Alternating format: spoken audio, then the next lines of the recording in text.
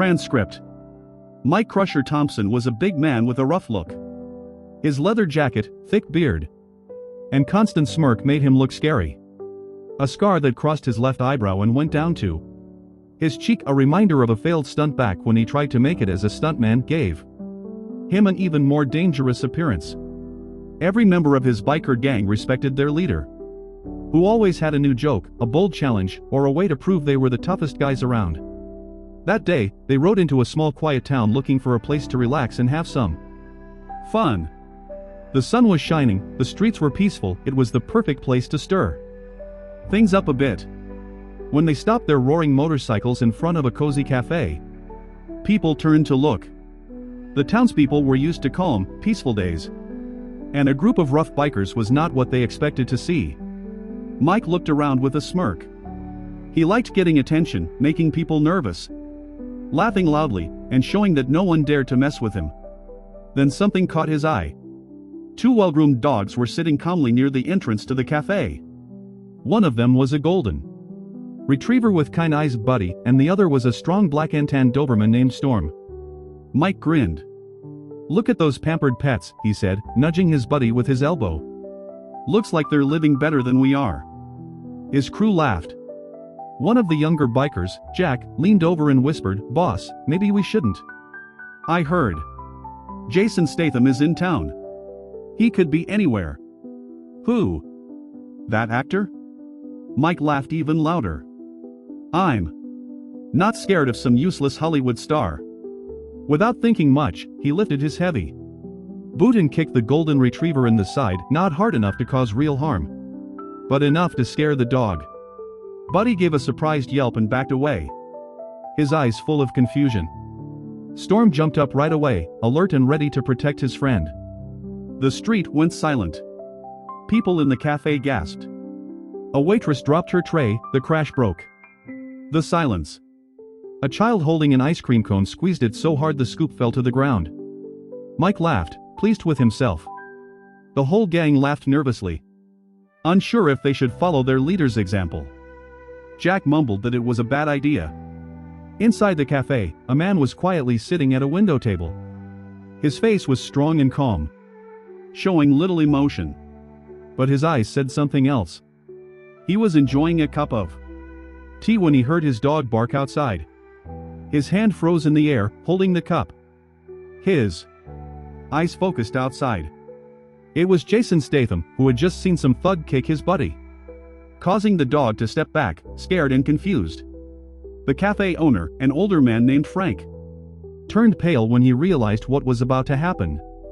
He quickly walked over to Statham's table and whispered, "Sir, I think that biker just made a huge mistake." Jason didn't say a word. He just stood up, his movements calm and controlled. When he took a step toward the door, people in the cafe looked at each other nervously. They knew who he was. They had seen his movies, heard about his fighting skills. Outside, the biker gang was still laughing, but their laughter was fading. One of the younger bikers nudged Mike with his elbow and whispered, "I think we should go." Mike frowned. "Go? Why?" It was just a joke. But then the mood changed. A shadow moved across the sidewalk. A tall figure stepped out of the cafe, boots knocking slowly and steadily on the wooden boards. Jason Statham didn't take his calm but dangerous eyes off Mike. For the first time that day, Mike felt uneasy. He had been in fights before, but there was something different about this man. It was clear without words, this was not someone to mess with. Mike stood there, still smirking, but his smile was no longer so confident. Jason didn't charge at him, didn't shout, didn't threaten. He simply stepped forward. "I didn't mean anything by it, just having a little fun," Mike shifted from foot to foot, suddenly realizing that everyone was watching him now. Jason tilted his head, thinking over Mike's words, then stepped a bit closer. "You want to have fun?" he asked, his voice barely above a whisper. "All right. Let's have fun." Before Mike could react, Jason moved forward. It was fast, too fast. One moment Mike was standing tall, and the next he stumbled backward, completely off balance. Jason didn't need a hard Hit just one precise move with his foot to the knee, and Mike could no longer stay on his feet. Mike crashed to the ground with a loud thud, and his gang gasped in shock. The leader of the bikers, the toughest guy they knew, was suddenly lying in the dirt. "Not so funny now, is it?" Jason said quietly. Mike jumped back to his feet, his face red with embarrassment. He pulled on his jacket, took a deep breath, and looked at Jason. "All right, tough guy," he growled, stepping forward. "You think you can humiliate me like that and just walk away? Want to try again?" Jason asked in a calm, almost bored voice. Mike swung his fist, aiming straight for Jason's face. But before the punch could land, Jason moved.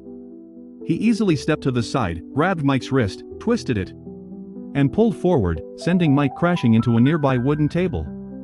The table shattered, plates and cups flying everywhere. The gang stared in shock at their leader, now groaning on the ground. The cafe owner winced but didn't dare say a word. "Still fun?" Jason asked, tilting his head. Mike gritted his teeth and stood up again. His pride wouldn't let him back down, not in front of everyone. He charged at Jason, but Jason didn't even flinch. With one smooth step forward, Jason delivered a quick, precise strike to Mike's solar plexus, making him double over and gasp for air. Mike staggered back, choking, trying to breathe. His gang, seeing their leader being beaten, started slowly backing away. "You kicked my dog," Jason said calmly. "Now you know how it feels." Mike's heart was pounding. For the first time, he wasn't just embarrassed, he was scared. How could this happen? He'd been in many fights before, but Jason was fast, accurate, and completely in control. In a panic, Mike pulled a pocket knife from his jacket. He flipped it open and held it in front of him, breathing hard. The moment the blade appeared, the whole town gasped. Jason didn't even blink. Instead, he sighed and shook his head. "You really don't know when to stop, do you?" Mike clenched his jaw and lunged forward, aiming the knife at Jason's side. But Jason was faster again. Before Mike could finish the move, Jason's hand shot forward, grabbed his wrist, and squeezed tight, forcing the biker to drop the knife. Mike gasped. A sharp pain shot through his wrist, and his knees nearly buckled. Jason tightened his grip until Mike understood he was completely helpless.